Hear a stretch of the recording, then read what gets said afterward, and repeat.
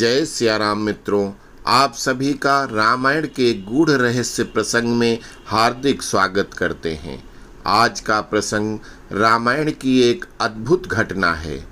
ऐसी घटनाओं को ग्रंथ विस्तार भय से महर्षि वाल्मीकि ने अपनी रामायण में स्थान नहीं दिया।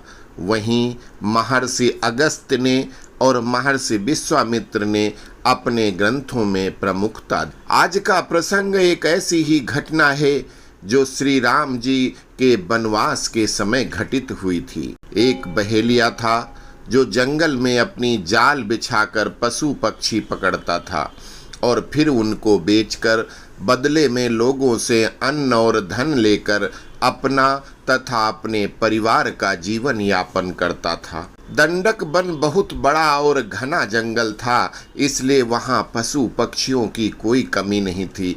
वो तरह तरह के पशु पक्षी पकड़ता और बेचता था। बहेलिया एक शिकारी होते हुए एक आस्तिक व्यक्ति था। उसने एक बार सत्संग में सुना था कि सभी कार्य ईश्वर द्वारा या ईश्वर की प्रेरणा से ही प्रतिपादित होते हैं।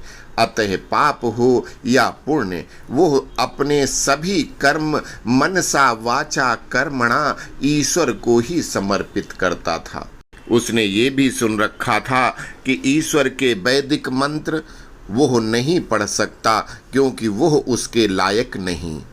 बीज मंत्र पढ़ने का अधिकार सिर्फ सदाचारी, शाकाहारी, अल्पाहारी, निराहारी, दयावान, दानशील, परोपकारी व्यक्तियों के लिए हैं।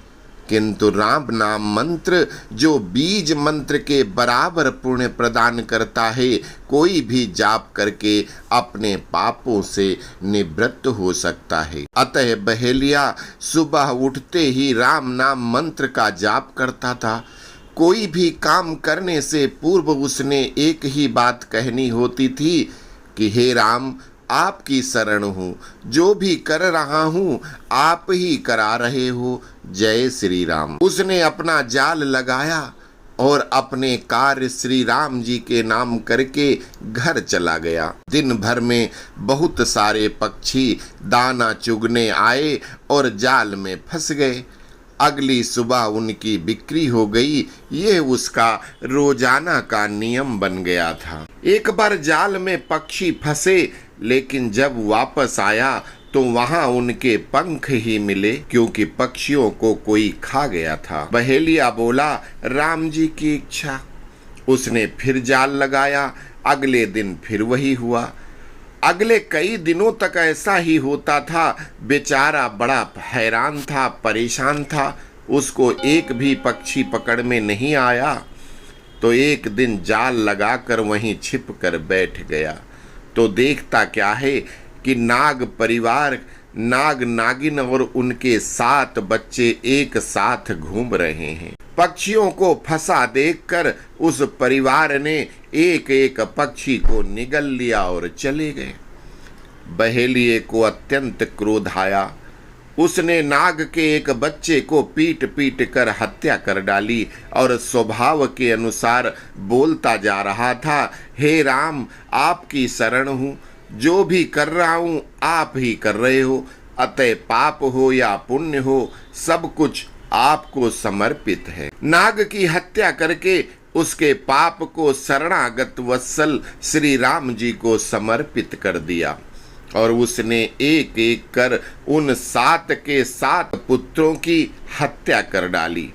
नाग नागिन ने जब अपने पुत्रों की आंख में देखकर हत्यारे की शकल पहचान ली, इसके बाद दोनों बहेलिये का पीछा करने लगे और मौका देखकर नाग ने बहेलिये को डस लिया।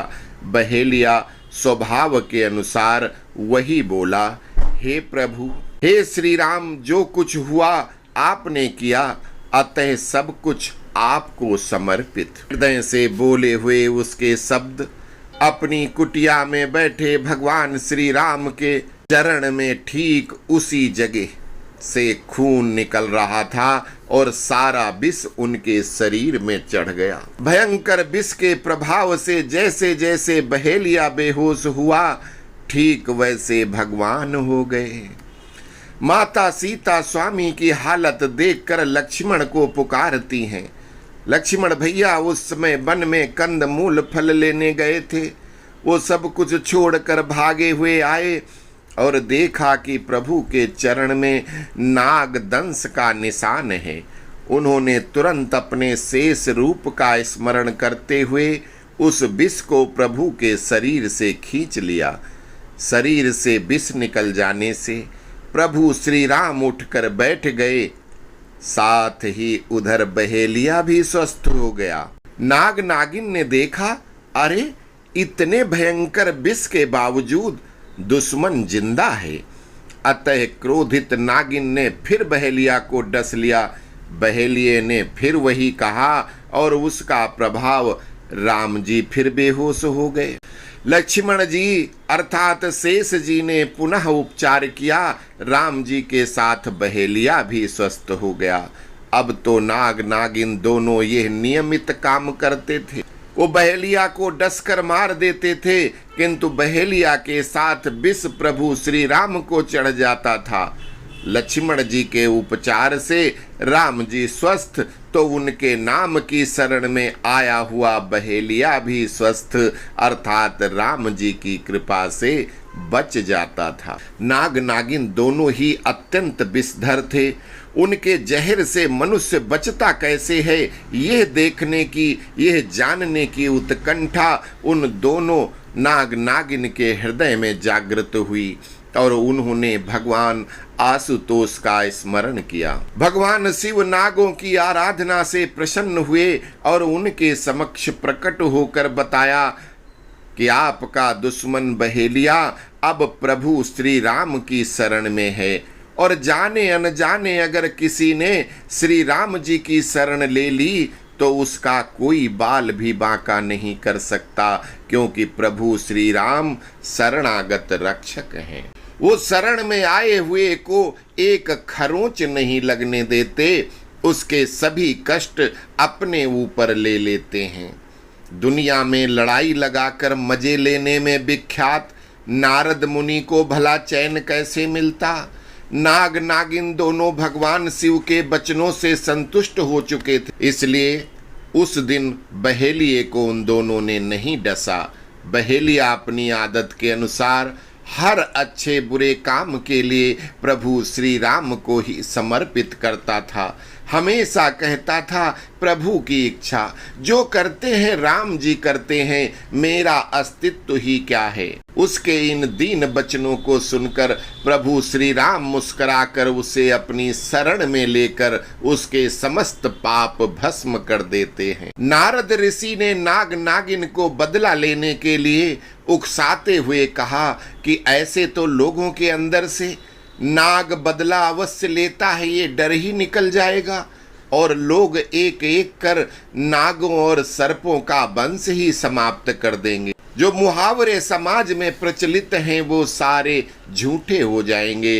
अतः आपको अपने बच्चों की मौत का बदला अवश्य लेना चाहिए। माना कि प्रभु श्री राम बड़े ताकतवर हैं, लेकिन फिर भी हैं तो वो मनुष्य रूप में ही, और मनुष्य कोई भी हो उसका शरीर 5 तत्वों से ही बना है। उसके अंदर वही मांसपेशियां, रक्त और रक्त संचार की नलियां ही हैं। आपके पास जो अमूल्य विष है वो रक्त संचार बंद कर देगा। अगर आप इस बार बहेलिये को डसने के पूर्व श्री राम को ही डस लें तो पहले शत्रु के मित्र को नष्ट कर दो, क्योंकि शत्रु का मित्र अपना सबसे बड़ा शत्रु होता है। दूसरे श्री राम राजा दशरथ के पुत्र हैं। दशरथ जी संसार से चले गए हैं। यह तो अभी किशोर बालक ही हैं। अगर इनको डस कर तुमने इनका वध कर दिया तो इनकी पूजा करने वाले सभी देवता, यक्ष, किन्नर, मनुष्य, राक्षस सब तुम्हारे अधीन हो जाएंगे। सारा संसार तुम्हारी पूजा करेगा, क्योंकि इतिहास गवाह है जीतने वाले की ही पूजा होती है। आप तो पशु पक्षी के बाद वाली योनि अर्थात कीड़ों में गिने जाते हो। ये सोचो कि अगर एक कीड़े ने पक्षी पशु से ऊपर मनुष्य, जिसके अधीन सभी देवता, राक्षस, यक्ष, किन्नर, मनुष्य, पशु पक्षी हैं, उस राम का वध कर दिया तो कितना नाम हो जाएगा।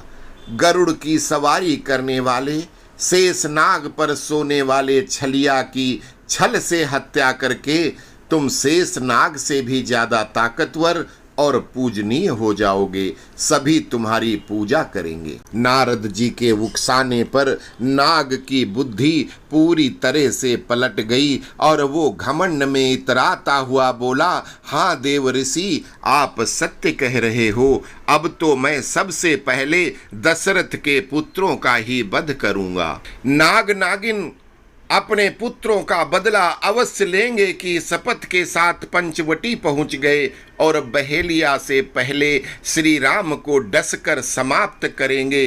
फिर बहेलिया को यह संकल्प और प्रतिज्ञा कर लिया था, अर्थात कुछ भी हो राम को अवश्य डसेंगे। उधर भगवान श्री राम जी सुबह की संध्या बंदन और योगाभ्यास कर रहे थे। दोनों उनको घेर कर बैठ गए और उनको डसने का मौका देख रहे थे। सदा चौकन्ने रहने वाले रक्षक वीरवर लक्ष्मण जी ने देखा तो उन्होंने मंत्र अभिपूरित 2 बाण चलाए। एक श्री राम जी को डसने को तैयार नाग को भेद कर उसे लेकर आसमान की तरफ गया और दूसरा प्रभु के आसपास गोल चक्कर बनाता हुआ विलुप्त हुआ।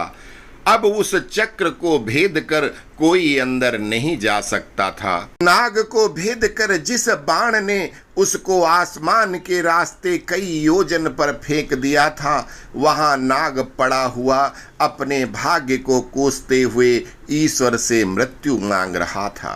लक्ष्मण जी का बाण वापस उनके तरकस में आ गया था।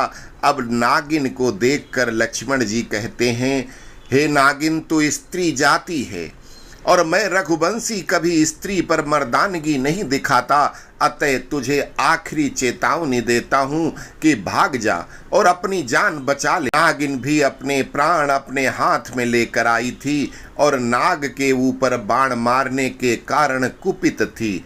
अतः लक्ष्मण जी से बदला लेने के लिए अचानक उछलकर लक्ष्मण जी को डंस मार देती है। लेकिन लखनलाल हंस रहे थे। उनके ऊपर विष का कोई प्रभाव न देखकर नागिन शेष जी कार को समझ गई और कुछ बोलती इसके पूर्व लखनलाल का एक बिना फर वाला बाण छूट गया। उससे बचने हेतु नागिन भाग रही है, लेकिन शेष जी का दंड स्वरूप बाण पीछे पीछे आ रहा है। अपनी मृत्यु सन्निकट देखकर नागिन नारद को कोसती हुई शिव जी की याद करती है। भगवान आशुतोष ने उसको श्री राम की ही शरण जाने का सुझाव दिया तो बदले से भरी नागिन, प्रभु श्री राम की शरण हूँ, हे अवध बिहारी कौशल्यानंदन दशरथ पुत्र राम, मुझे बचाओ, मैं आपकी शरण हूँ, कहती हुई पुनः पंचवटी आ गई और शेष जी को पहचान कर बोलती, लखन जी हमको जीने दो, लखन जी हमको जीने दो। एक बहेलिया दुष्ट परितापी, एक बहेलिया दुष्ट परितापी, 7 पुत्र मेरे मारे पापी, उनका बदला हो, उनका बदला लेने दो, लखन जी हमको जीने दो, लखन जी हमको जीने दो। राम तुम्हारे बड़े जो भ्राता, बार बार वो शत्रु बचाता, उससे पहले हो, उससे पहले राम को डसने दो, शेष जी हमको जीने दो, लखन जी हमको जीने दो। लक्ष्मण जी नागिन को डांटते हुए समझाते हैं कि वो बेवकूफ बेमौत मारी जाएगी, ये सिर्फ मेरे बड़े भाई श्री राम नहीं हैं, अपितु ये परम ब्रह्म परमात्मा महाविष्णु श्री राम हैं, जो समस्त चर अचर जीवित निर्जीव कण कण में समाये हैं। इनके अंदर अनगिनत ब्रह्मांड हैं। कितने शेष महेश गणेश दिनेश सुरेश ब्रह्मा विष्णु इनके अंदर भ्रमण कर रहे हैं। इनको डसकर मारने की हिम्मत करके तूने मेरे हाथों अपनी मृत्यु को आमंत्रित कर लिया है। कल्प कल्पांतर के बाद मुझ दास को इनकी सेवा का सुअवसर मिला है। तू भी इनकी भक्ति कर, तेरा कल्याण होगा। नागिन कहती है कि मेरे पुत्र मारे गए, मेरे पति की मृत्यु हो गई, अब मैं जी कर क्या करूंगी? मेरी शपथ मैं अवश्य पूरी करूंगी। मैं जानती हूं कि मैं राम को डसकर जीवित नहीं बचूंगी, लेकिन मेरी शपथ पूरी हो जाएगी। लखनलाल और नागिन की वार्तालाप संवाद सुनकर भगवान श्री राम वहीं प्रकट हो गए और नागिन से कहते हैं कि हे नागिन, तेरे सभी प्रश्नों का उत्तर मैं देता हूं। तुमने शिव जी की बात न मानकर जो पाप किया है, उसके लिए तुमको पूरे कल्प नाग योनि में जीना होगा।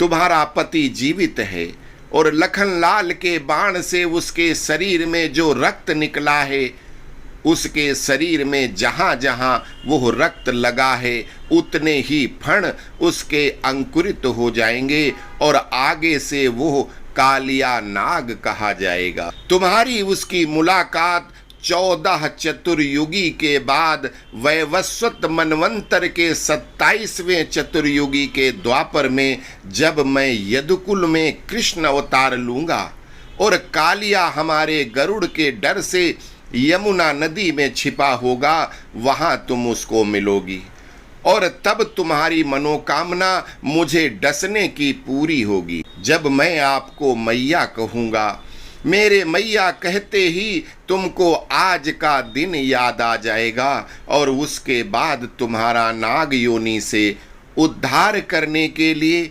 हमारे भक्त नर अर्जुन के प्रपौत्र जन्मेजय के द्वारा किए जाने वाले यज्ञ में जो आहुतियां होगी, उसमें तुमको नाग योनि से मुक्ति मिलेगी और मेरे यहाँ चिरकाल तक वास करोगी। भगवान उस परम भाग्यशाली नागिन को अपना विश्व रूप दिखलाते हैं और उसकी भाग्य से जिन देवताओं ऋषियों ने भगवान के उस अद्भुत रूप को देखा, उन्होंने पुष्पों की वर्षा करते हुए अति आनंद पूर्वक शंख घड़ियाल बजाकर पूरे विश्व को गुंजायमान कर दिया। परमपिता परमेश्वर कहते हैं कि हे नारद, तुम्हारा स्वार्थ हमारे विराट रूप को देखना था, किंतु तुम्हारे कारण ये नाग नागिन जो कष्ट उठाएंगे, इसलिए तुम भी इनके साथ सदैव कष्ट पाओगे। पृथ्वी पर अविरल विचरण नहीं कर पाओगे, अर्थात 3 पल से ज्यादा पृथ्वी के किसी स्थान पर ठहर नहीं पाओगे। हे नागिन, देखो तुम्हारे 7 पुत्र जो गंधर्व थे, इनको हमेशा दूसरे के घर झांकने की आदत थी और इन्होंने महर्षि कश्यप को उनकी पत्नी के साथ एकांत में प्रेमालाप करते देखकर भी लगातार ताक झांक करते रहे थे, जिससे क्रोधित होकर ऋषि ने इनको सर्प होने का श्राप दिया था। किंतु इनके रुदन और विनती पर दया करके उन्होंने इनके श्राप की अवधि कम कर दी थी। इसीलिए मृत्यु के देवता ने बहेलिये के माध्यम से इनका वध किया और बहेलिये ने अपने कर्म को मुझसे जोड़कर मुझे अर्पित कर दिया। बहेलिये ने इनकी आत्मा मुझे देकर इनको आवागमन के चक्र से मुक्त कर दिया।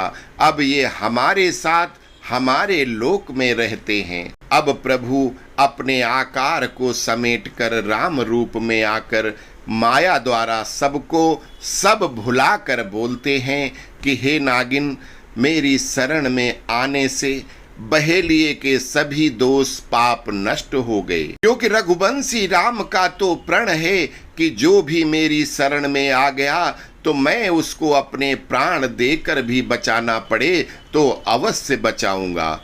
जो मेरी शरण में आ जाए तो फिर मैं उसको अभय कर देता हूँ। इस तरह कृष्ण अवतार में इस नागिन ने अपने पति कालिया के साथ भगवान कृष्ण को कई बार डसकर अपनी प्रतिज्ञा पूरी की थी और कृष्ण जी ने उसी नागिन को मैया कहकर काली दह में संबोधित किया। ओह, यही त्रेता युग की नागिन थी जिसका नाग योनि से उद्धार परीक्षित पुत्र महाराज जन्मेजय की नाग यज्ञ में हुआ और प्रभु के धाम में सदा के लिए चली गई। आशा करते हैं कि रामायण के इस गूढ़ रहस्य को जानकर आप सभी को आनंद आया होगा। अस्तु। जय श्री राम।